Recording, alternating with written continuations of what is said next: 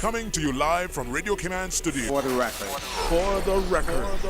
Hear from your government officials, independents, and the opposition on issues that matter to you. The record. Engage in an open dialogue between residents and lawmakers. For the record. For the record. Informative, impartial, insightful. This is your talk show. 1-800-534-8255. Your calls, your input. This is For the Record. And now, your host, Orit Connor. Good morning and welcome to For the Record. Today is Monday, the 4th day of June 2018. I trust that everyone had an enjoyable weekend. Not too much rain, so people were able to get up and about as well.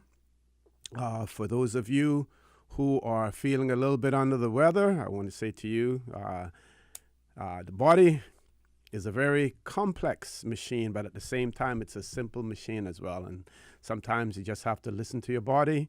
It tells you, I'm tired, take a rest, make some adjustments.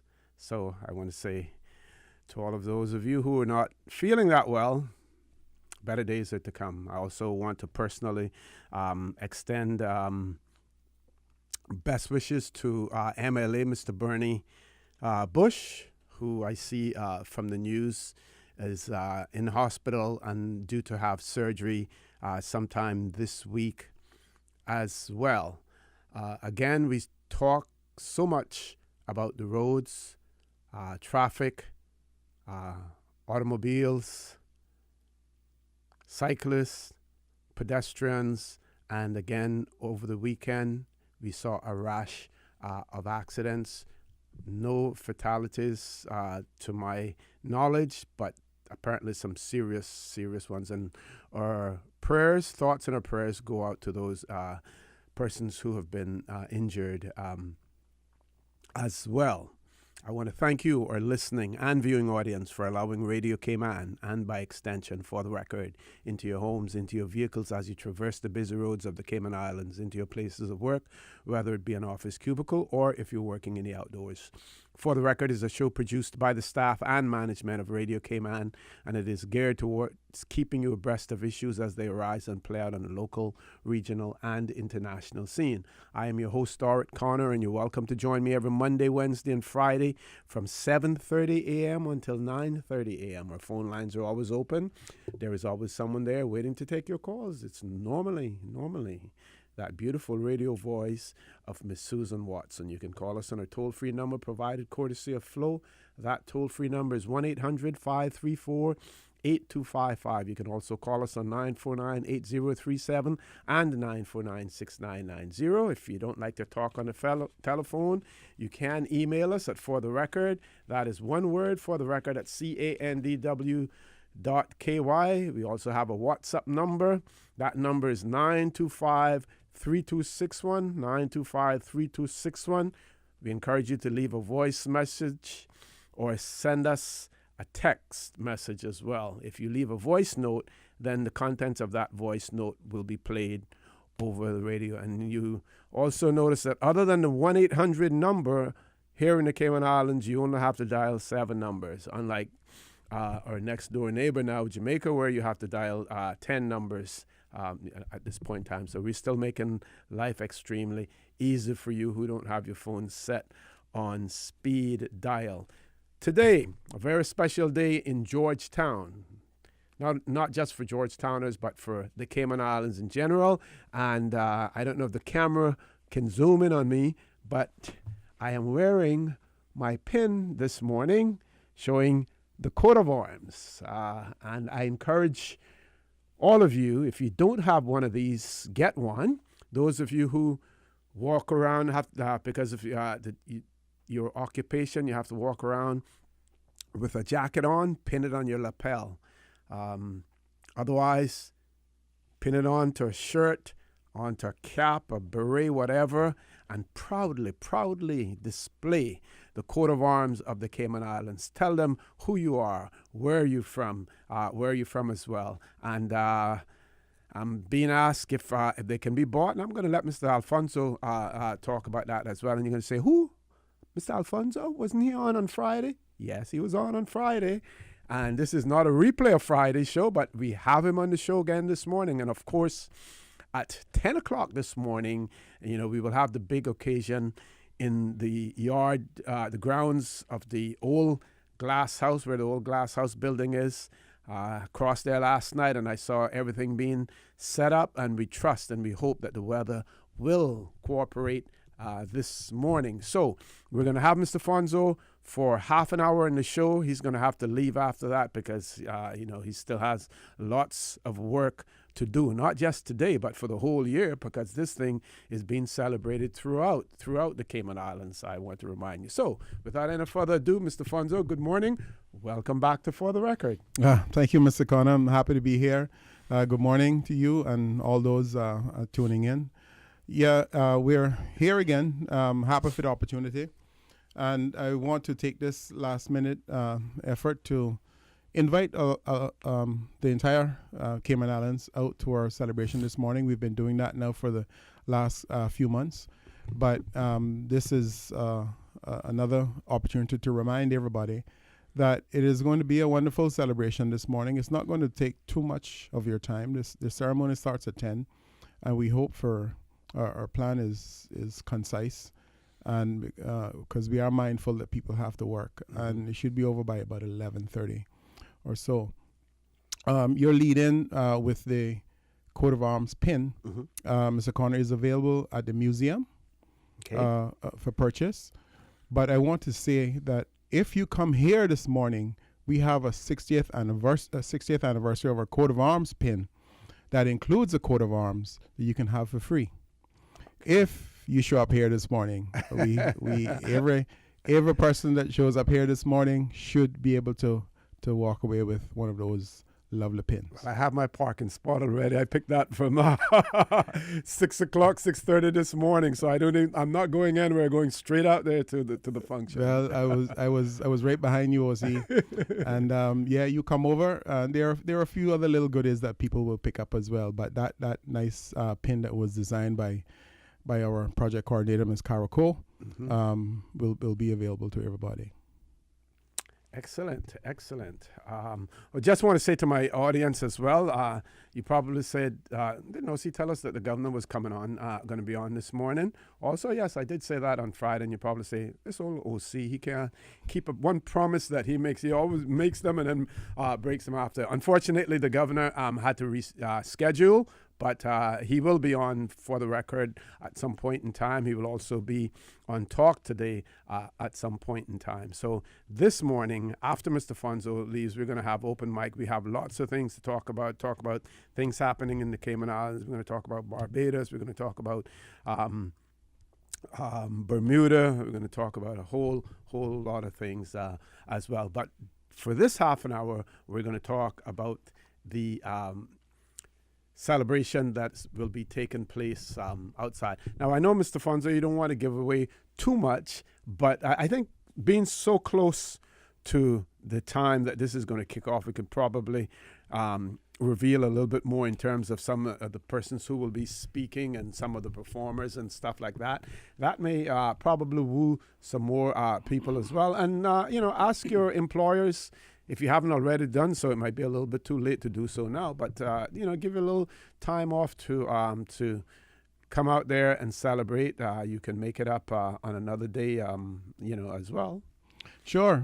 We invite everybody to come over. We are also going to have some food. So if you want to take your coffee break or early lunch, please come and hang out with us, and we can make sure you get something to eat before you go back to work. But I believe that most employers would find some leniency today and allow staff members to come and spend a few minutes with us this morning. Like I said, Mr. Connor, the program is going to be pretty concise. The premier gives the main address, of course. And as you will know, the original warrant that was signed by the Queen back in 1958, when we first got the coat of arms, was destroyed in the fire of the old government administration building. And So we've had to have a new warrant commission. And so the theme of this event is like the warrant is coming back home. It's a a celebration of the return of something we hold dear, just like we consider the return of the fishermen from sea, or the men who went to make a living on the merchant ships and so on. So a part of that also, Mr. Corner will, in under the context of the warrant coming back home, we will also have the blowing of the traditional conch shell that signals that the fishermen are back, and also a local patriotic song that will be performed by the national folk singers. They will be a part of the celebration this morning as well. I won't give you the name of that song yet. Okay. But it's extremely meaningful and really connects with what we're doing right now. And this will be performed live as well? That's live. Okay. That's live. Can you tell us the performer, or that'll give too much away too? The national folk singers. Oh, okay. Yeah. Okay. Yeah, and also we are delighted to have a youth orchestra of about 42 between 6 and 10-year-old students from all of the public schools, most of the public schools, that will start the event. Will give us the background music at the early stages, and will also be performing the national anthem, "God Save the Queen," for us. And we have the actual unveiling of the warrant this morning as well.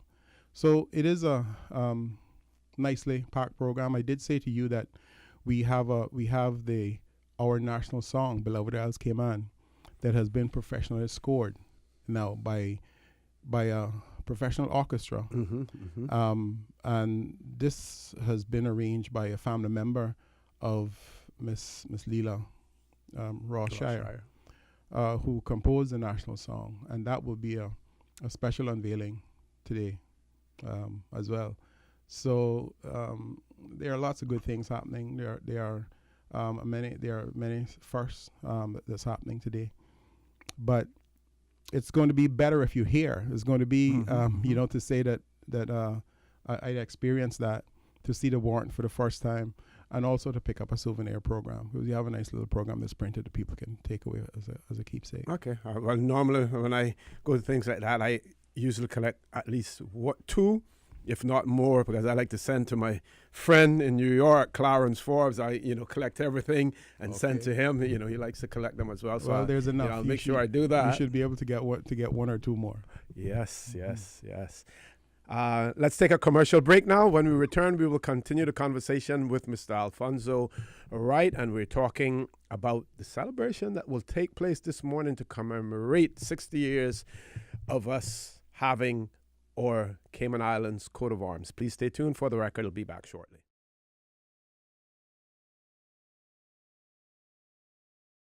Good morning and welcome back to For the Record. In the studio with me for a short period, because he has lots of work to do this morning, we have Mr. Alfonso Wright, who's the chairperson of the committee that has been established for us to celebrate 60 years of the Cayman Islands coat of arms. And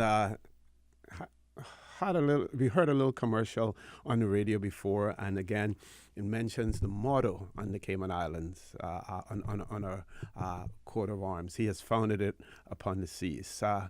Where did we get that from? Where did we extract that? Mr. Connor, that is one of the really unique and special things about our coat of arms. He hath founded it upon the seas. Actually comes from Psalms 24, verse 2. Okay. And that relates to, connects to the Caymanian Christian heritage, and also our relationship with the sea. And what history says to me, that was an insertion that was done by the then Commissioner, Major Alan Donnell. Again, I can't say whether somebody whispered that in his ear or whether that was an initiative that he, came up with all on his own. But I think it's well placed, and it has served us well, and it keeps us connected, and there's that ever present reminder of where we came from, how we connect with our Christian heritage, and we will always be connected with the sea. Okay, now we don't have a whole lot of time left, Mr. Funzo, so I want you to get across as much as you would like on the radio this morning to our listening and viewing audience as well.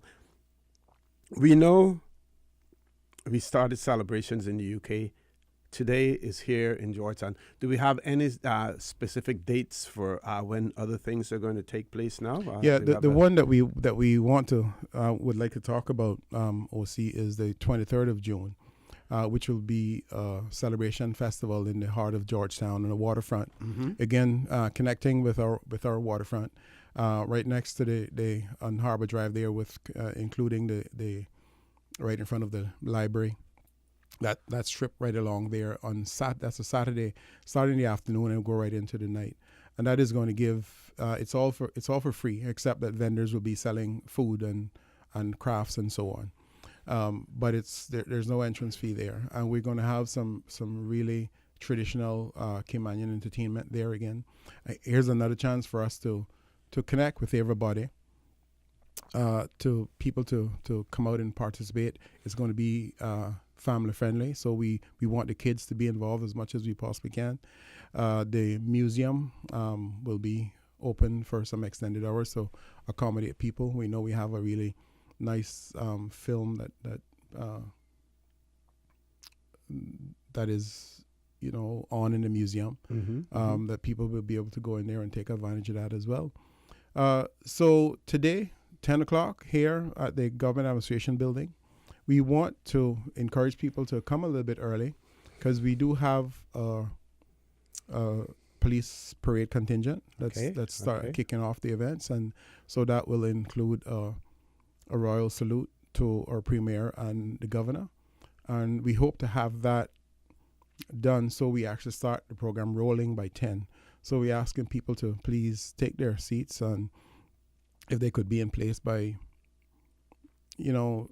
probably 20 minutes to 10, that kind of way, so we don't have too much disruptions with people walking across the area and so on. So the police don't have very far to come from, and they have graciously agreed to participate in this. Actually, it is amazing, OC, how excited people are when you ask them to do something for this, to get involved. I have been personally blessed by the amount of people I've had the opportunity to talk to, the many discoveries that I've had. People like Captain Paul, Captain Owen Farrington. I've had a couple of really good, productive conversations with Dr. Steve McFeel. And there are so many more that we've had interactions on radio with people like Mr. Loxley Banks and so on. And these are individuals that we hope to tap into throughout the year, because we also have a year-long celebration coming up starting next year, July, for our first constitution.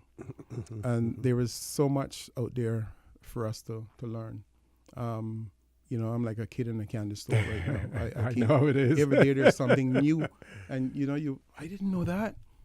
I've been to the archives in the UK and spent just about a whole day there, trying to uncover other matters, because, like I said before, a lot of our records were lost. How difficult it is when you go to the archives there to actually extract information? Do you have to go through a tedious process to get stuff? Yeah, but I found at the end of the day, had I been able to go back the next day, I would have, the system. Once you do it, you learn how to make it more efficient, and it is something that I will do again sometime soon, because there were so many areas that I could not get into simply because of my lack of knowledge of how to do it. But it's fairly easy once you get in. I now have a membership card for it, and there are one or two more institutions, a Heraldry Society in the UK, that I also want to spend some time at. But I'll say to you though that the local archives here, they're a tremendous help, and they can only preserve what is given to them. So any discoveries that I make that they may not have, I also share with them. But they have been a tremendous help in all of this. So people are really, really excited about getting involved, and that makes the job so much easier. Okay. Any and we're hoping and praying for, good weather this morning. Any contingency made in the event of rain? Well, we we made a call yesterday. We had a large tent on standby if the weather looked like it was going to be funky, and the forecast kind of indicated to us that we would need it. So we're going ahead with that. But we do have a few tents around the place. Okay. Good. And I'm praying and hoping, just like you, that it will be okay, and we will have a good open window to have the celebrations today. We'll see. Okay. So the next date, the 23rd of 23rd June. of June, downtown Georgetown, is the next date for people to look forward to. And the hours for that?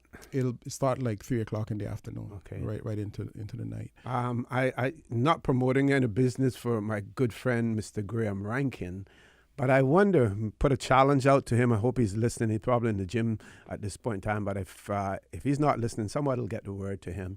Put a challenge out to him. Let's get some fireworks, but let's see if you can do some fireworks that when everything plays out, that it can look like the coat of arms of the Cayman Islands. Well, that would be something. At least with the colors. At least with the colors.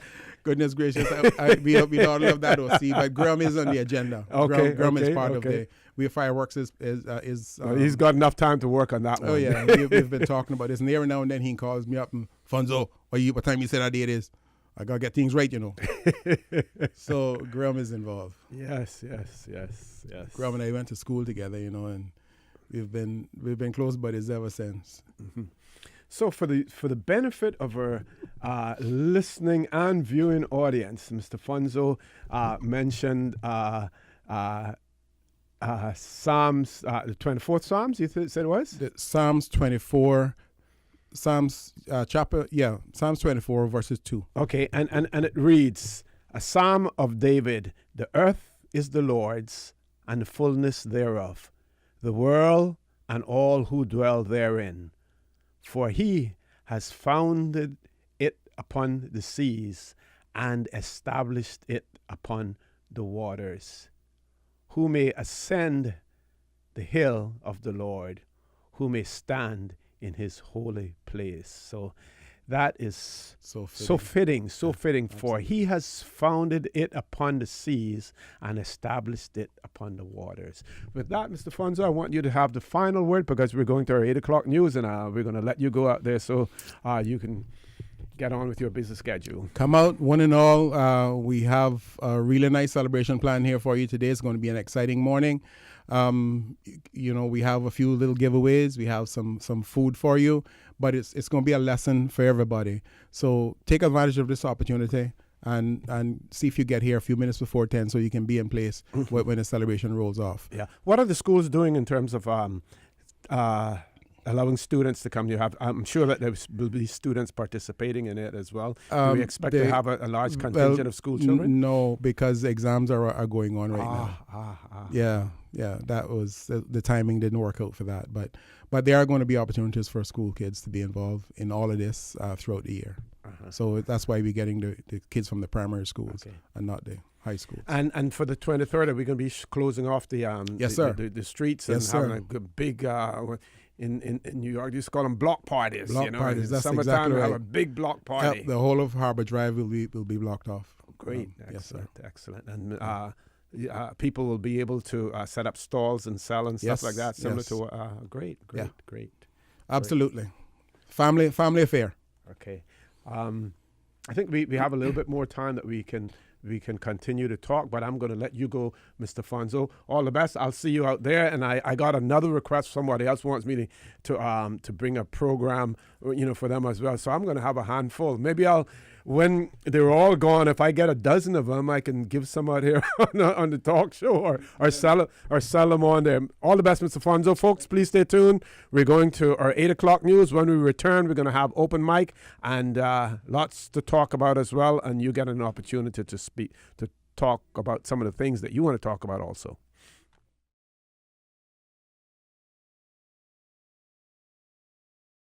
Good morning, and welcome back to For the Record. Mr. Alfonso Wright has left us. He's gone to make the final preparations for the celebration this morning. I want to encourage those of you who are able to attend, get out there, celebrate your heritage, celebrate your our 60th anniversary of the coat of arms here in the Cayman Islands. We're going to switch gears and talk about a few other things as well. We've noted that there is a gun amnesty that is in effect in the Cayman Islands, where you're allowed to turn in any firearms, any illegal firearms that you may have. I think the Cayman Islands Ministers Association has weighed in on that as well and promised to exist. And we want to be as positive as we can about people turning in their firearms. I am not sure about the success that we have had in the past. I have seen instances where you have old guns turned in that are really not operable, not operational at all. And if this amnesty results in that, then it would be unfortunate. Convincing those persons who have guns illegally, if the person is a law-abiding citizen, despite the fact that they may have an illegal weapon, they are more likely to turn it in than those persons who have guns and other weapons for nefarious purposes, because they have it as a tool of the trade. And I believe that the police basically have said that they will vigorously pursue those persons who they know that have guns and haven't turned them in. And we would hope as well that the courts would take notice of the fact that an amnesty has actually been extended. Persons have had an opportunity to take advantage of that amnesty, turn their weapons in. If they fail to do so, and they are then subsequently arrested, charged, and convicted, that the full force of the law will come down on them, and that the judges will then give the maximum sentence to those persons who have failed to take advantage of it. But we really do hope that persons will take advantage of the opportunity to turn in their illegal weapons. It is a problem that is endemic now to the Caribbean. We see places like St. Vincent and the Grenadines, St. Lucia, Jamaica, not to mention other, Trinidad and Tobago. Huge amount of illegal weapons in the country. As a result of that, their murder rates have gone up. And as I have said before, all linked to the drug trade, as well. And we see it here in the Cayman Islands, where boats are found, and I think one of the most recent ones where a revolver was found with a catch of ammunition as well. And now, I'm sure that those persons who had that weapon on board the boat didn't have it there to look at it and look at a pretty weapon. They had it there if they were challenged, either by law enforcement or by civilians, that they would use those weapons. So again, gun amnesty, we trust that it is successful. And for those persons who fail to take advantage of it, then the full force and measure of the law should come down on them. Don't know how many of you watch Jeopardy, but I am a a huge fan of Jeopardy for many years. I enjoy trivia, but a lot of things on Jeopardy are not necessarily trivia. They're things that you can learn from. Cayman Islands last week, or it could have been week before last, because I've been wanting to say this for several shows and it just skipped me because so many other things to talk about. Cayman Islands were mentioned. There was an answer on Jeopardy in relation to the Cayman Islands, and it had to do with the fact that Guyana and the Cayman Islands have the same, the capital of the Cayman Islands, capital of Guyana is the same name and what it was. And of course, one of the contestants got it right. So again, it was good to be listening to TV, watching TV, and some people do listen and don't watch as well, especially, when you have bad eyesight. But it was good to hear the Cayman Islands mentioned in a positive light rather than in a negative one as well. Switching gears again, we're going to Barbados. We had a big discussion after the Barbados election, and the Barbados Labour Party had won all 30 of the seats in their parliament. And the talk of a constitutional crisis, some thought it was. There were other legal luminaries who thought that the Constitution did actually make provision for members of the Senate to be appointed in the absence of a leader of the opposition. But we have seen that since then, only last weekend, one member of the Barbados Labour Party decided to cross the aisle, sever his relationship, his allegiance to the Barbados Labour Party, and sit in opposition. I think the last name was Atherley. I think he served previously. He's a reverend as well. He's a reverend. And he decided that he would sit in the opposition. Now, I don't know if there are particular perks, special perks, that go along with the position of the leader of the opposition. I know if you speak to the leader of the opposition here in the Cayman Islands, he will tell you that there are not too many perks that go along with the job. I know in other places, I recall one trip to Anguilla, and we were talking to the chief minister there at the time there, and he was talking about how he and the leader of the opposition, made it so well, and he had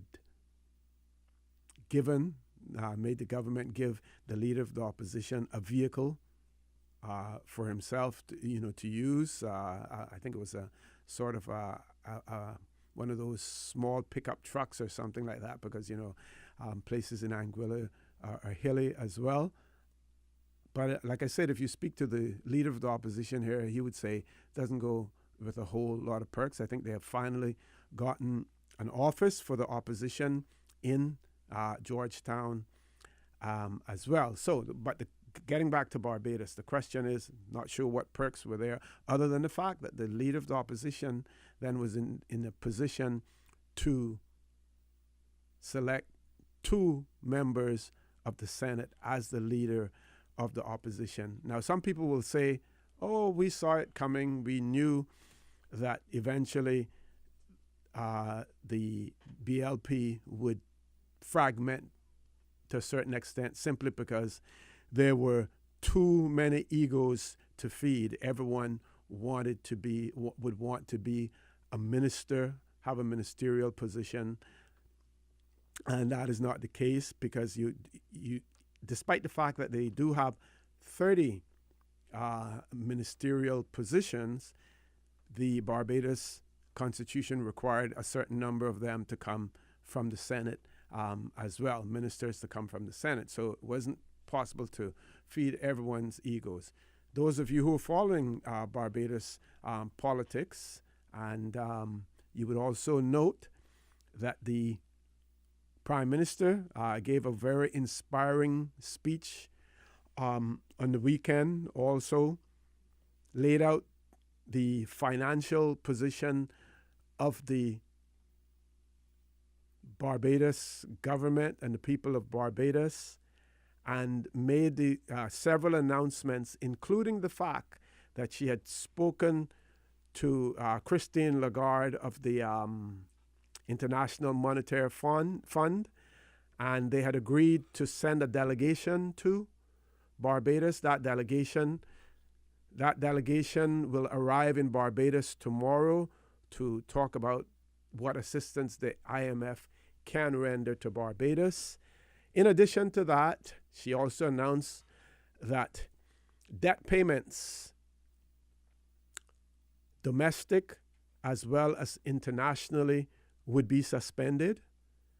She didn't do that in an aggressive way, but she asked the understanding of lenders as to Barbados's position, and would sit and negotiate with them in terms of the way forward as far as debt payments are concerned. I want to talk about that when we return. We have a caller as well, but we want to look at the Cayman Islands scenario as well, and look at the structures that we have in place in our constitution, institutions to support democracy, but also in our legislation, in our legislative assembly, as well as within the government, civil servant, the civil service as well. Do we have the requisite checks and balances to ensure that there is not overreach by politicians,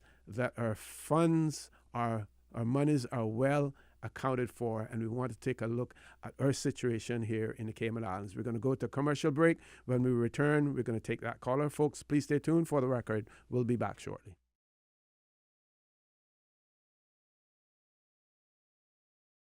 Good morning and welcome back to For the Record. As promised, we're going to go straight to the phone line. Caller, good morning. Welcome to For the Record. Just me. Just you. Good morning. How are you? Pretty good.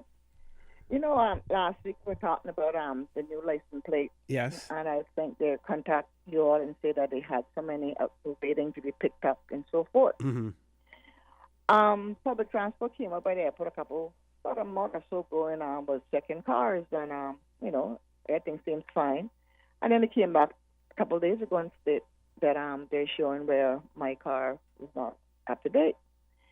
So I had to show them my logbook. Mm-hmm. So my logbook is showing me that I am licensed up until the 22nd of January 2019. And it also, on my ticket on my van, says July the 17th. I don't know what that means. So I hope someone is listening, that they could tell us what these stickers outer spaces saying, white saying July the 17th. This is the new sticker. This is the new sticker. The new ones. stickers. Uh-huh. It doesn't say July the 17th, 2019 or 18 or any year to it. Just saying July the 17th on the sticker, and it has my license plate number on it. But my logbook states that I am licensed up until the 22nd of January 2019. So and that has always been the anniversary of your of your renewal. That has always been it. You always renew for 12 months at a time. Like a day or two or three ahead or behind. Yeah. Mm-hmm. Mm-hmm. Yeah. Depending on how I license for the year or 6 months. I went through the year this time. Yeah. So I don't know what July mean up on my sticker, July 17th. And So when they checked it, and what was the final decision? What conclusion did they come to? When they checked it, they looked into the logbook and got the correct information that it is so right. It's on the logbook stating, at least it expired 22nd of January 2019. Inspection expired the 28th of January 2019. So when they first came out, they just went by the sticker up on top of the glass. Now they had to come back now and look into our logbooks to see exactly what's going down. So I'm hoping that somebody is listening and they could try to verify what July 17 means on these stickers out there and so forth. And or see all those plates that they got, they're holding the people to come and collect. We are so complacent in this island that we just leave everything to our leisure. We never have time to do important things. I think that license department should charge every single person after 30 days of notification of those plates and bring some revenue into the license department. Okay, but is there notification? Do they actually notify you that you need to come and pick them up? I believe that there is a website, their website, that you can actually go in and I think maybe insert your plate number, and it'll tell you whether or not your license plates are available to be collected. Now, the new ones. Yes, that's they said it has that, but I didn't do that when I got mine. They called me by phone. Uh-huh. Told me that mine was ready, which they told me when I left there they will be calling. Okay. And they did call some people at some point in time. Now they got on a computer, but not everybody is computer savvy, including myself. Mm-hmm. You know, he goes down and pick what you want to pick, but when it comes to educational stuff, he doesn't go and pick educational stuff. You know what I mean? Yeah. People ain't got time for that. You know, they go pick up garbage on the internet. But I just want to put that out there to see what July 17 means on the sticker on my car. Mm-hmm. And I'm hoping if some motorbike license is listening, they could probably send you something telling you what that really means on the car. Or see, I have called radio station numbers of time trying to find out what would it take for us to go independent and how can we handle independence. But I'm always getting on my car, so I never ever got the answer to the question. So I'm going to ask you if you could help me. What does it mean? How would we go independent? What do we have to go independent? And what does it take to be independent? Because last year, when Jamaica was celebrating their whatever year that was down, the 51 years, the radio station was talking to them back and forth, right? Mm-hmm. And the leader had a gentleman came on, and she asked him, like how it feel and, and all that kind of stuff. Oh, it feels so good to be free. We're happy. We feel so good to be free. So I want to say today, if Jamaica had the British flag up and they took down the British flag and put up the Jamaican flag, and they are free. So if they are free and we become independent, we can become free too to go to another man's country to live. No disrespect to them. Don't get me wrong, okay? I'm just trying to find out what the heck is going on because they're excited. But caller, if I can interrupt you there, that is something that happens all over the world. The United States of America will say we're one of the freest countries in the world. The UK will say we're one of the freest countries in the world, but yet their nationals go to other countries and work as well. So that is an international phenomenon. I don't think it has anything to do with whether you're independent or not. Just people in this globalized world, people move around. I understand that, and you just say you're free to go wherever you want to go when you're ready, and if you can live there, you stay there to live. But I just want to know what independence would be for us if we was to become independent in the near future. Okay, well, I could ask you, what I'd like to ask you a question. Which one would you prefer to have? Peace of mind, knowing quite well that you as an individual can do whatever it is that you want to do as long as it is within the bounds of the law, that you can do. You have your freedom to do whatever you want, go wherever you please, as long as it's within the bounds of the law, or having financial stability, or having a lot of money. Which would you prefer? If you had to make a choice between the two. I prefer to be able to move around freely and so forth. I don't know. Yeah, that's with money. I think that with money. I You talking about not being independent. That's why you put it in that category. Well, the reason I put it that way, caller, is simply because I think that is the dilemma that some people are facing, especially here in the Cayman Islands. They look at our quote-unquote prosperity, even though some people may question that. You ask the man who's at the lower rung of the ladder, and he will ask you what prosperity. But there are persons who look at quote unquote our prosperity and say, do we want to risk that to be the masters of our own destiny? They take the two and they separate them and say they're two distinct things. If we can't, they're saying we can't have independence, political independence, the freedom to do the things that we want to do without hindrance from the UK government, that we can't have that and have a vibrant, a strong, a prosperous economy as well. And I would tend to disagree with that. So that is where I think we have the dilemma here. Not plus the fact that we in the Cayman Islands still, for some reason, have a strong distrust of our own Caymanian people, and we have demonstrated that over and over and over. Just look back to how long it took us to choose one of our own as Speaker of our Legislative Assembly. We just don't have that.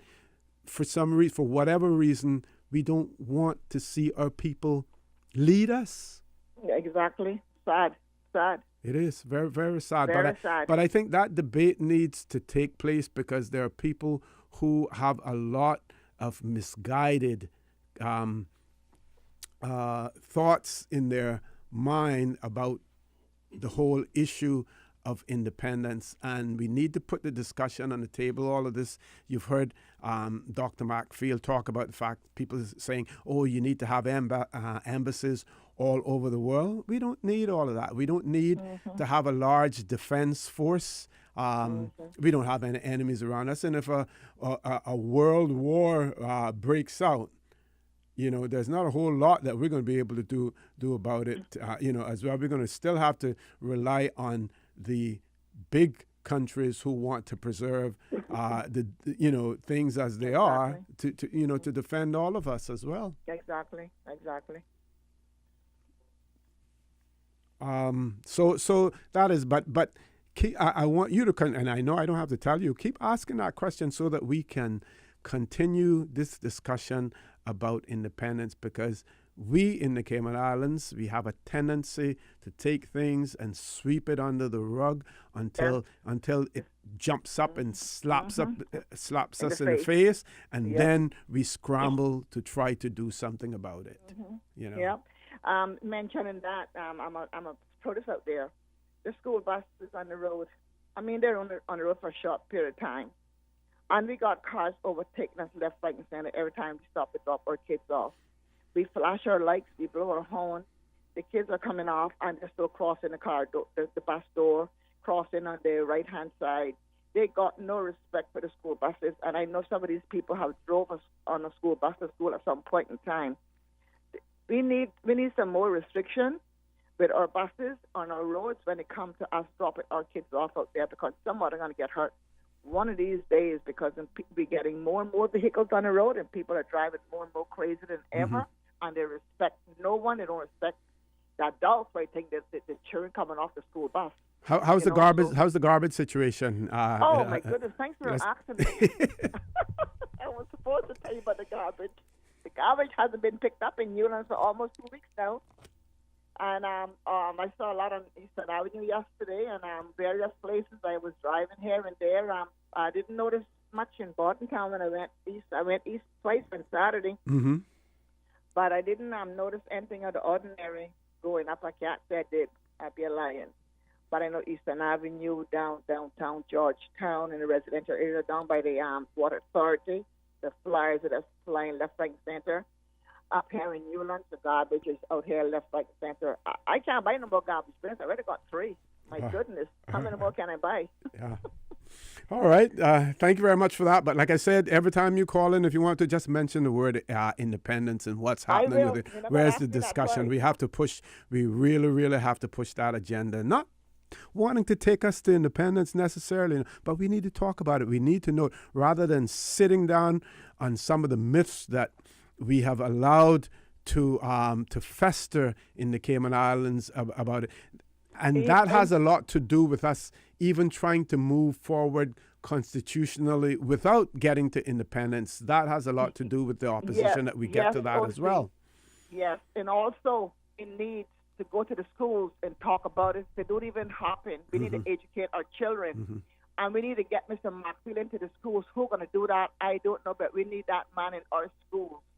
And we need to talk about everything that is bothering us here in the Cayman Islands, because our kids, they don't read the newspaper, they don't watch the TV and all that kind of stuff. And I ask them certain things about the news.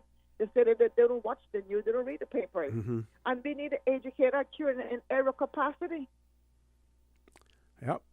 Okay. But anyhow, thank you. Thank you very much, folks. We're going to take a Bye-bye. commercial break. When we return, the conversation will continue. We have open mic this morning, so if you have something that you want to talk about, feel free to call in. If not, I will do the talking.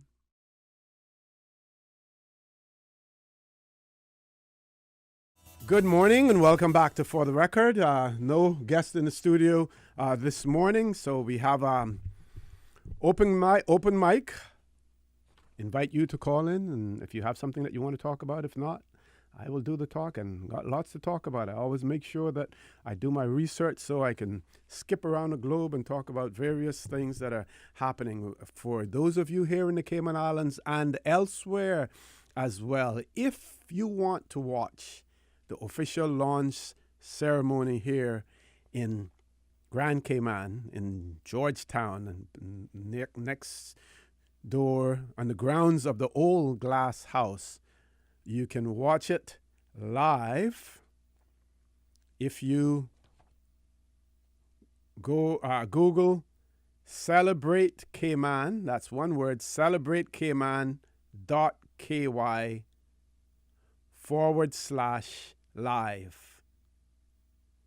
I'll repeat that again. Celebrate Cayman. That's one word, celebrateCayman.ky/live, and you can watch the launch ceremony. So we want to encourage you, those of you who can't be there in person, there's a way for you to do it, to watch what's going on as well. Of course, you will just have to lick your lips when you see the food being served and stuff like that, since you won't be there. And we want to also remind the motoring public that portions of Elgin Avenue will be closed off during the ceremony as well. I believe it's from Humber Lane to the small roundabout on Elgin Avenue going towards Hospital Road. So that area there will be closed off. There's a bus stop right in front of the glass house. You won't be able to access that as well. So no buses will be coming in that area. So between Humber Lane and Elgin, the small roundabout, Elgin Avenue and Hospital Road will be closed off as well. Okay.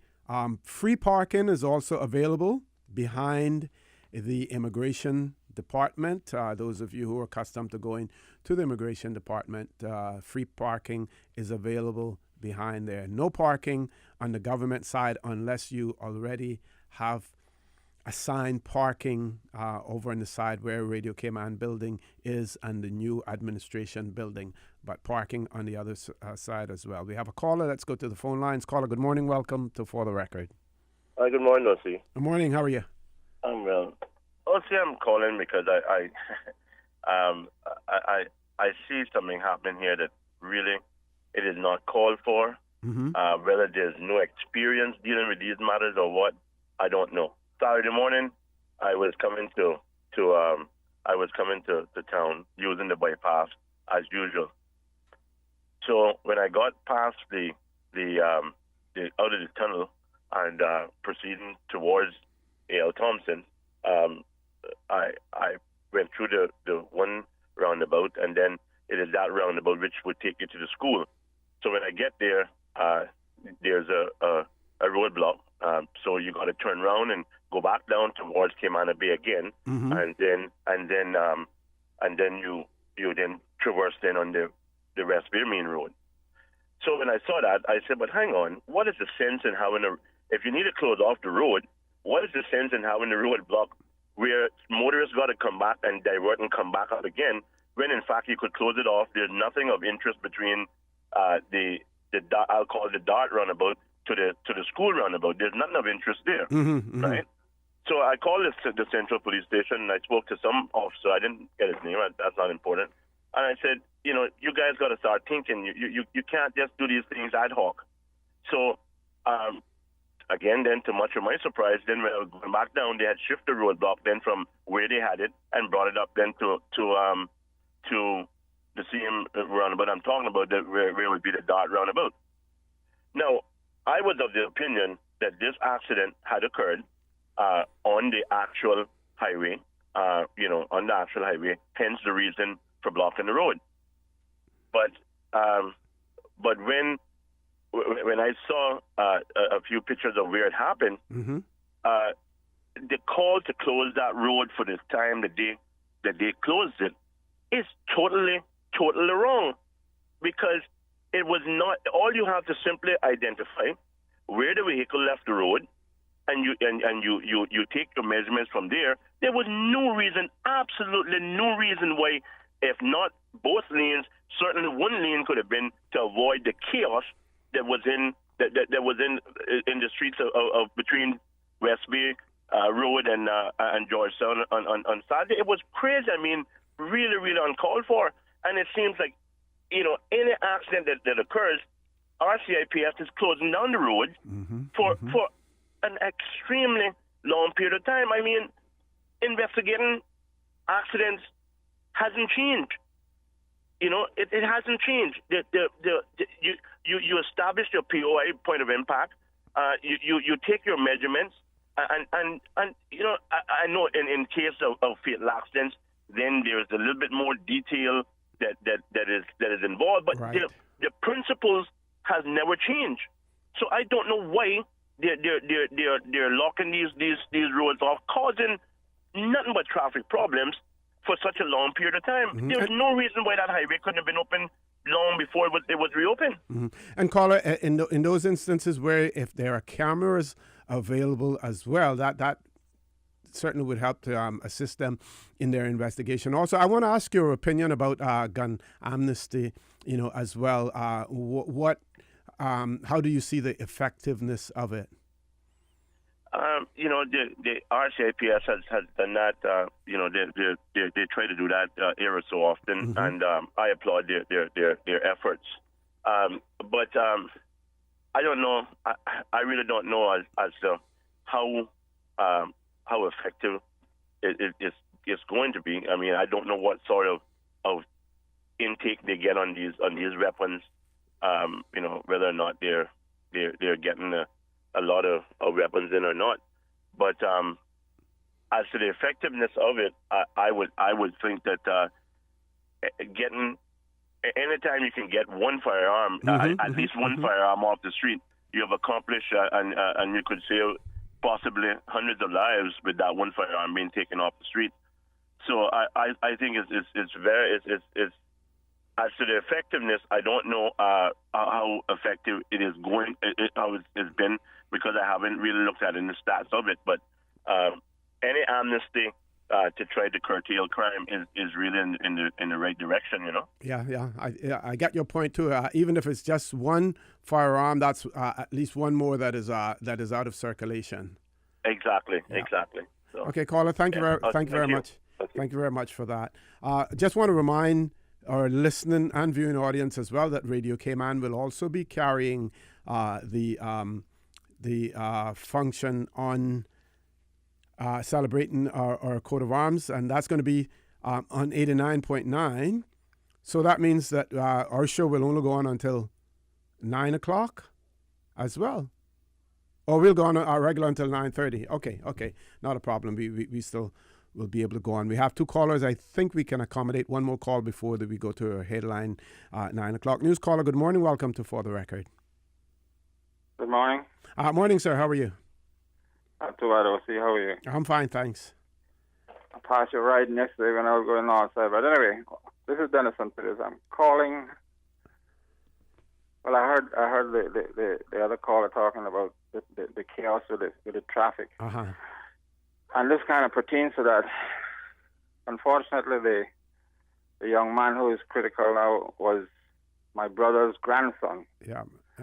And the driver for the vehicle was my uncle's granddaughter. So it's all a family thing. Wow. Okay. But really what I'm calling prayers about... are with you. Thank you. What I'm calling... Of course, you know, we just lost our dad too, so everything is happening all at the same time. Anyway, what I'm calling about, you see, is this Cayman Mall Road thing.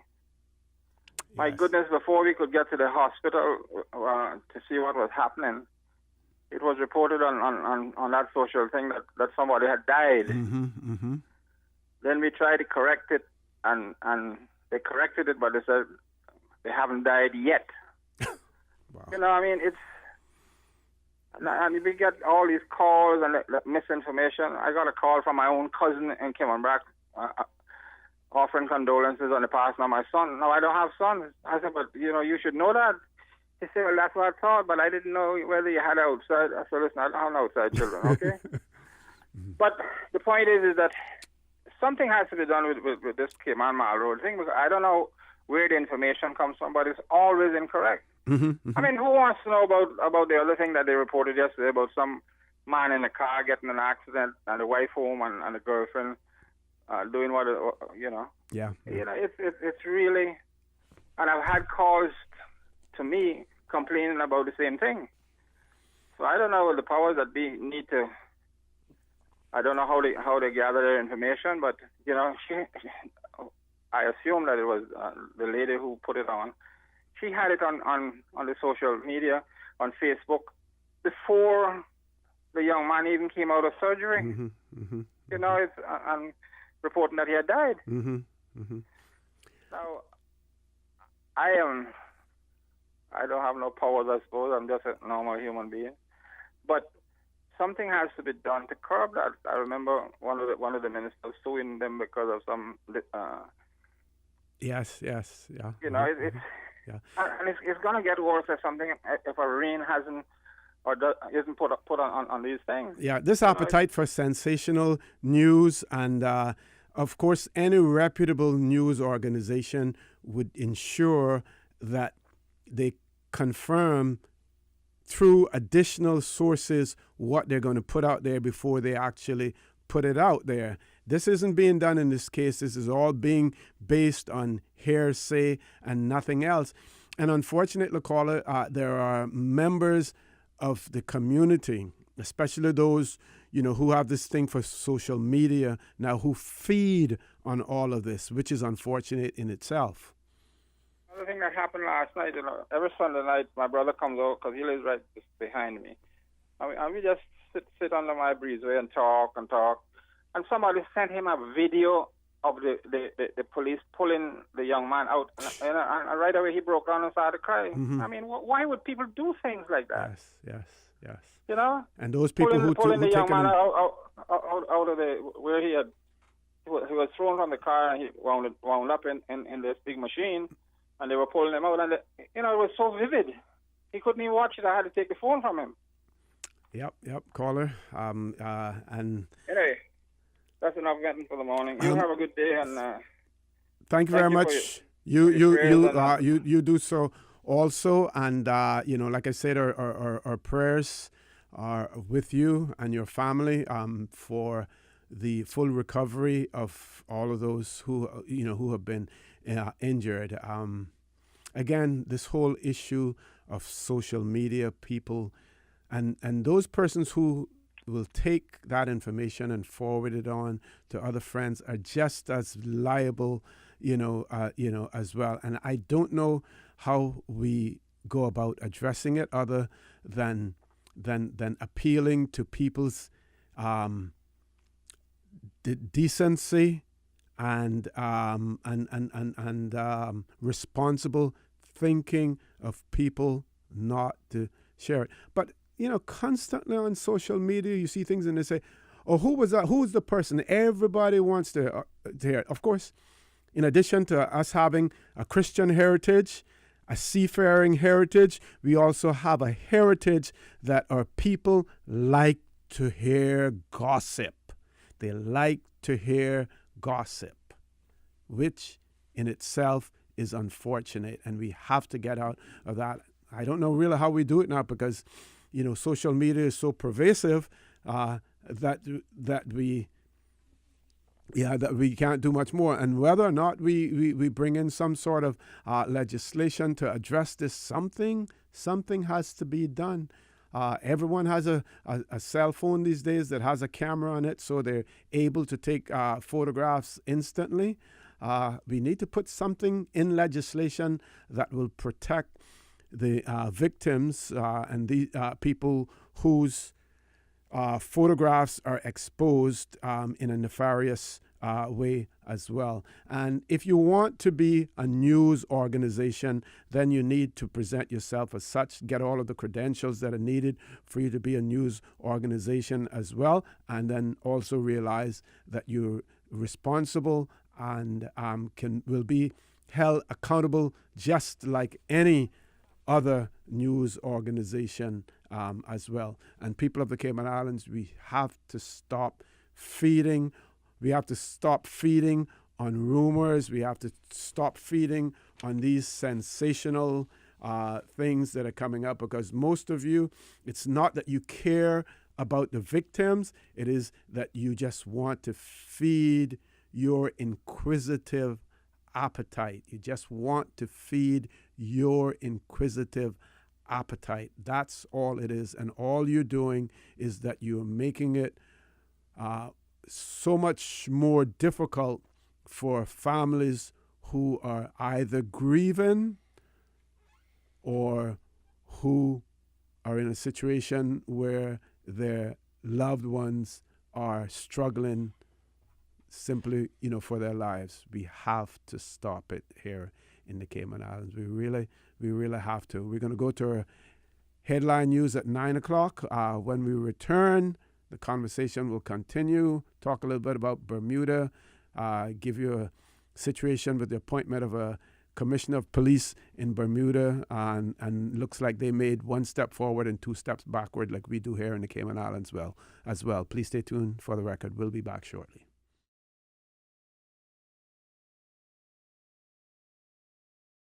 Good morning and welcome back to For the Record. We have two callers. Before I go to those callers, one of our callers earlier was talking about the sticker and said that it said July 17th. All it said was July 17th on her new license sticker, and I'm advised that the date of July 17th is the date that the sticker was issued, and it's also a person has indicated that the sticker has no expiry date at all. That particular sticker, it isn't an expiry date that is on there. It is just showing that the date that the sticker was actually issued. So just passing that on the way that I got it. Let's go to the phone lines. Two callers. First caller, good morning. Welcome to For the Record. Good morning, Mr. Moderator. Morning, sir. How are you? I'm doing well. I'm just called to offer some observations on the traffic situation that many road users experienced on Saturday when they were coming into town and going towards West Bay. Mm-hmm. Notwithstanding that what I heard an earlier caller suggested about how the police can improve their investigation techniques. I think what happened on Saturday was not so much the fault of the police and their investigation technique, although there may be room for improvement, as the caller has convincingly established. Yeah. But rather, it is the symptom of a wider problem. That is that we have too many vehicles on our roads. Yes, sir. Now, I hold the view that the more roads we build, Mr. Moderator, the more vehicles we're going to get on those roads. I agree. Because like the formula, work expands to fill time. The more roads we build, the more vehicles we're going to get, particularly if our economy keeps up its buoyancy. Mm-hmm. Therefore, it seems to me that we have to bite the bullet and come to some hard decisions. We have to put some restrictions on. And I respectfully suggest that we begin by saying if a vehicle is older than 10 years, it cannot be imported into the Cayman Islands. So we begin by that. If that does not reduce the problem significantly, then we have to look at other things. For example, if you are here on a work permit and your work permit is for in a certain category, you can't own an automobile. You have to, and that way, that will give the people who are in public transport an opportunity. For this is the only place in the world that I see people who are farm workers driving to work. In other jurisdictions, those people have to take public transport, or they have to take the transport that the farms provide for them. So we need to look at a couple things, because I have to admit that the last people to be inconvenienced and disadvantaged should be the citizens and the established permanent residents. I agree. But what we're going on with, sir, is unsustainable. It cannot continue. It is madness, because our roads are not built for this volume of traffic, and I know for sure they're not built for those overloaded dump trucks that I see traversing them every day, including Sundays. And when I was in the Legislative Assembly years ago, I said that for the trucks, we should adopt a system like they have in other countries where we have regular weigh stations. And if a truck comes on the highway overloaded, they have to pay a fine. In addition to paying the fine, they have to make provisions for bringing the load down to the legal capacity. Because what I see happening is madness on the road. We have all kinds of ditches and bumps and rises, peaks and valleys because of overloaded trucks. The shoulders of the road are ruined, and if you drive your vehicle off that, in a few months' time, you have to replace the whole front-end system. Yeah. So what do you think? What do you have to say about the notion that people are saying that government has become addicted, use that word loosely, to the fees that they receive from the importation of vehicles, and it is sort of difficult now, to get off that wagon? You're absolutely right, and that is indeed a correct observation. It's an observation with which I agree, but it's not the end of the world, and the government shouldn't use that not to address the problem. Then, regrettably, we have to address it in some other way. That may mean, and I'm not advocating this, but if push comes to shove, it may mean that those road users will have to pay more for using the road, because when we remember now, when we do that, it is for our safety too. If we have roads that are not congested, and the only way to get that is for us to have increased user fees, well, I would say that's par for the course. Because every time you look around now, there's an accident. I was just coming down. There was a 3-car crash right up on a piece of straight road, right in Savannah before you get to Pizza Hut, right by that little preschool. Yes. 3 cars bumped into one another. Wow. What's the cause of that? Yeah. Somebody momentarily took their eye off the road and bam, into the back of the next guy who went into the back of the guy before him. Yep. Caller, I'm going to ask. Tells me. Yep. I'm going to ask you if you can leave us there, caller. We have about 15 minutes to go, and we still have about 3 more callers queued up. But I know you continue to listen in, because I want you to weigh in on this whole issue of independence when we get an opportunity to discuss it, at length here on For the Record as well, sir. Thank you very much. Thank you kindly. Thank you kindly. Thank you. You've been more than tolerant. Thank you. We're going to take a break. When we return, how many callers we have, Ms. Susan? We have 3 callers, and we want to accommodate all of those before the 9:30 end of the show. Please stay tuned For the Record. We'll be back shortly.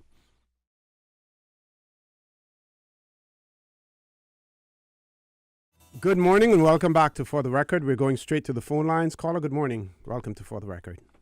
Good morning, OC. What I'm calling about is about the garbage on Miramollet Drive. And I can tell you government need to come and put up a sign letting them know that that's a private area.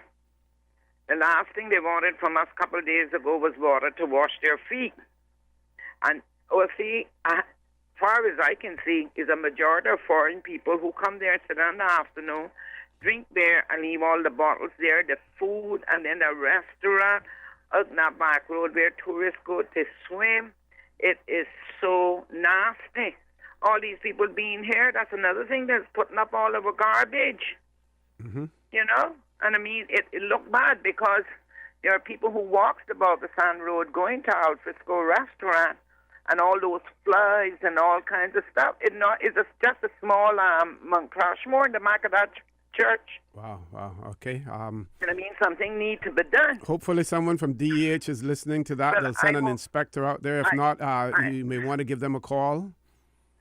Well, we're sick of calling and we're sick of telling them, and you know, I don't know what to do. I mean, there we need a sign saying they brings the pit bull dog, and they let some go, and if we say anything, who's you all? I said, well, sure, well, you all didn't bring it. It was here when you all came, so you all should listen to the people who live here. Mm-hmm. And the day one of them pit bulls bite me, you can guarantee they ain't going to bite nobody else. Because I know I can get a little piece of beef, and I know what I'm going to do. No. See, fun is fun and joke is joke. You got all kind of tourists, you got children, and all that. These pit bulls, and police cars there, but they don't say nothing. They don't do nothing. They're looking for the little boy smoking the spliff. The little boy smoking the spliff now harm you. It's them that got a pit bull because they got teeth. Well, Lucy, I got something to tell you before I go. Very quickly for me, please. I'm having a birthday the same day the governor. Oh, okay. You and him can celebrate together then. Yes, can you imagine? Anyway, I go on, but we need something to be done about that garbage. Thank you very much for that. I got another WhatsApp message that says that garbage hasn't been picked up in Bordentown, some areas in Bordentown in the past 2 weeks. I just wanted to say that in looking at Barbados, one of the things that ended up sinking the government, the Democratic Labour Party in Barbados, was the whole issue of sewage, raw sewage, emptying into areas, parts of Barbados, smelling as a result of it. And the government failed to address it. Garbage situation in the Cayman Islands needs to be properly addressed, not just necessarily the picking up of it, but also ensuring that areas are kept clean. Not only the responsibility of the government, but the responsibility of the people of the Cayman Islands to ensure that. The other morning we were riding, 5 o'clock in the morning, someone throws a bottle out of a vehicle as they're driving on the stretch of the Estella Tibbets as well. Ridiculous, utterly ridiculous. Let's go to the phone lines. Caller, good morning. Welcome to For the Record. Good morning, OC. Good morning. Someone just sent me a WhatsApp message indicating that an individual, I don't know if he identified himself or not, called your program earlier this morning suggesting that Mara was, and I thought I'd just address that comment. Like I said, obviously I didn't hear it. I'm not going to get too deep into it, but knowing who the individual is, did he identify himself on your program? Yes, the caller who called up speaking about about the Mall Road, yes, did mention his name. Right. Okay. So I understand that he's a Tibbets, which, I mean, obviously everyone knows that several of them were involved in an accident this weekend. Now, where people seem to be getting confused, and, you know, I'm just going to be very straight here because there's no other way to address this issue, is once something is posted on the Mall Road, let's call the Mall Road for a reason, but I would say 97.999% of what's posted on the Mall Road is actually 100% factual and accurate. But there are times that we'll post stuff that will say, hey, this, you know, we're getting this from a source, but it hasn't been confirmed, and we can't really say. Okay. Now, what was reported, I guess, that is in relation to him and his family, is that there was an accident. There were no names called, although we had names. We had video footage, actually, of his family member being removed from the vehicle by rescue officials. And that is where he should be upset and concerned this morning, that that's being circulated. He did mention that as well. Yeah, he did. Oh, okay. Because we don't have anything to do with that, and we certainly didn't publish that. But it appears, because one of the parents contacted me of one of the individuals in the accident and said that people were calling her, linking another story that was unrelated to that, but that was also involving an accident over the weekend, to that particular accident, I said to her, why would anyone jump to that conclusion? And this just shows you where, unfortunately, we are dealing with a lot of small-minded people who will do that. There was no indication. There were two completely separate stories, first of all. And in the story about the other accident, an allegation that was made in that one about some sexual act being the cause of the accident, it specifically said that there were multiple accidents over the weekend. And the reason it was worded in that way, and the reason why it said that, is so that people wouldn't jump to the conclusion that it was the accident that had just been reported prior to that, because they both went up in rather quick succession. But there's nothing in either article that should lead one to believe that they were connected in any way, shape, or form, unless you're a very small-minded person that just likes to jump to conclusions. Furthermore, as soon as we had additional details on the accident as to Lee Tibbetts, that was updated to say that there were actually 4 persons involved in that accident. Now, you and I mean, I don't know what world we live in, but I know of very few people who would engage in a sexual act that supposedly was on the down low and be trying to kept undercover with 4 people in the vehicle, right? I mean, like, common sense here. Yeah. Can we divert from that issue, the whole issue of a sexual act? Because I think that, to a certain extent, is irrelevant. But in terms of, so you're saying that you do try to confirm whatever information that you're given through more than one source before you actually publish. Very clear. Okay. First of all, Cayman Mall Road is a Delaware limited liability company for a reason, because we do have a lot of people here that when they're exposed, their first thing is, I want to run and take this company to court, blah, blah, blah. So, the people behind Cayman Mall Road said, let us try to limit our liability as much as possible. And so that was done. Because we anticipate, and our mission is to expose a lot of stuff that's going on in this country. So as you all know, there is one pending court case at the moment. But what people need to realize is, even with that court case, before anything was published, when that person came to us with their story, we not only asked for evidence, but we got a plethora, when I tell you a plethora of evidence, emails, government correspondence, and every 99.99999% of the story was factual. And if anyone utilized, like I said, did a little bit of common sense, we actually republished the story. We took down the original story, but we republished it without any commentary or without any misuse of any words that were then legally being called into question. Published the exact same facts all over again, attached all of the documentation in that publication. A word has been said about that, despite the fact that it's the same circumstances, it's the same situation, so on and so forth. So, it was just really a mishap in the sense that 2 words were used that were then called into question in a court of law, and that yet hasn't been settled, so I don't really want to say anything more about that. Okay. But yes, we do verify, and we try to get information from sources. Now, the RCIPS haven't been particularly helpful, and I can say this. They refuse to give us a lot of information. And in fact, on one occasion, they made a mishap, because sometimes we get members of the public asking us to ask for information because they themselves can't get it. Like if it's a case that, is ongoing or whatever, they've tried and for whatever reason hasn't been able to get it. So on one occasion, we emailed RCMPS and said, hey, here's the situation. This person's asking for an update. You don't have to give us the update because we're not asking for it, but can you have one of your officers contact the victim and provide them with an update? Yeah, caller, we can't get into too much minute detail. What do you say to those persons who say that that this particular site seems to feed more on sensational news than anything else? Is that part of your mission? I don't know if it's part of the mission, but it is what it is. And I think a lot of times there are aspects of what happens here that's sensational. Like what publications do you know that will not try to put up a headline or try to grab onto something that's a bit unique or sensational in a way, because that drives readers. Yeah. Right? Cayman Mall Road doesn't make a profit. We're not a profit-making organization. We don't make a dime. But at the end of the day, we're about getting information out there. For some bits of information people may or may not care about, and other bits people might find extremely interesting and enjoy reading and whatever. So it's not that we're targeting any one particular audience. We're not going specifically after gossip mongers, for example, but some of it is a little bit gossipy, and some people enjoy that.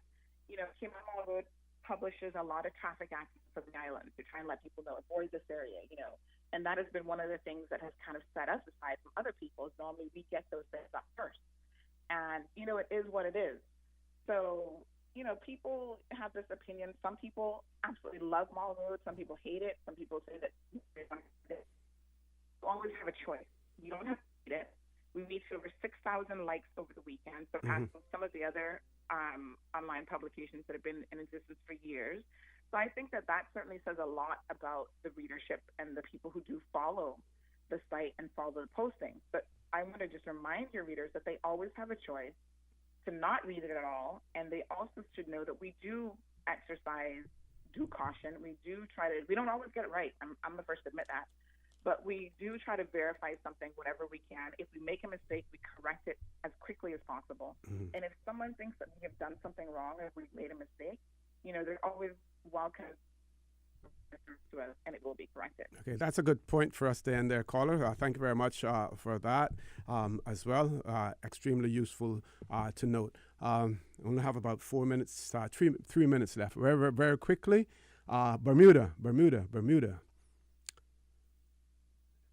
Police commissioner. The last 2, 3, possibly 3 police commissioners in Bermuda were Bermudians. The most recent one, a gentleman by the name of Michael De Silva. Prior to that, I think there was a gentleman by the name of Jonathan Smith. He actually ran for politics, and I believe he may have been appointed to the Bermuda Senate as well. And there may have been another one, a gentleman by the name of Jackson. I'm not sure if he was I know he acted in the capacity of commissioner. Well, anyway, the appointment of a commissioner of police in Bermuda is left, that is the responsibility of the governor, acting in his own discretion after a vetting process. I think there were 6 applicants. 3 of those 6 were Bermudan. And at the end of the day, the job went to a UK national who is an acting assistant chief constable with the Kent police force in the United Kingdom. So we had 3 Bermudans who applied for the job. 2 were assistant commissioners, and 1 was a superintendent, and neither of them were chosen. The new commissioner has a contract for 5 years, and the Minister for National Security has basically criticized the governor, the commissioner, outgoing commissioner of police, for not adequately preparing a Bermudan for the position. Not much more I can say about it because we're out of time. But again, you know, we're seeing in these situations where we talk about independence, and it could probably happen in an independent country as well, where they bring someone from the outside. Trinidad a few years ago had a commissioner of police who was a Canadian as well. So it isn't necessarily restricted to overseas territories. You know, it could happen otherwise for those persons who argue that we want the best person for the job as opposed to the best national, you know, for the job. You know, that's where it lies. But anyway, we have to go. Remember that Radio Cayman will be carrying the celebrations, Coat of Arms, 60th anniversary of the Coat of Arms. We'll be carrying it live on 89.9 at 10 o'clock this morning. I want to thank you, our listening and viewing audience, for allowing Radio Cayman, and by extension, For the Record, into your homes, into your vehicles as you traverse the busy roads of the Cayman Islands, into your places of work, whether it be an office cubicle or if you're working in the outdoors. I also want to remind you that we are our brothers and our sisters' keepers. There is always someone out there who's less fortunate than we are, and I ask you to extend a helping hand to them. If you can't do that, then I suggest you donate to a worthy charity, because we always want to consider those who need, not necessarily those who want or those who crave. I say to you, have a great day. Continue to support your radio station, Radio Cayman. Join Sterling, Dwayne Ebanks at 12 noon for Talk Today. And don't forget, if you want to watch the official launch ceremony live, log on to celebrateCayman.ky/live.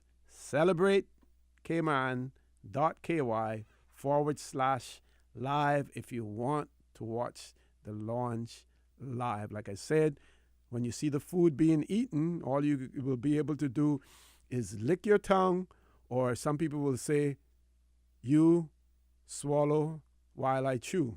But if you really want to get the food, you have to go out there and get it as well. Plus, unless you have a friend there who's going to bring you some of the mementos from the occasion as well, then you need to be there. I'm sure that there will be other occasions when you will have that opportunity as well when the celebration comes to your neck of the woods. Folks, have a great day. And as usual, we ask the good Lord to bless these three beautiful, wonderful Cayman Islands. Informative, impartial, insightful. This is your talk show. 1-800-534-8255.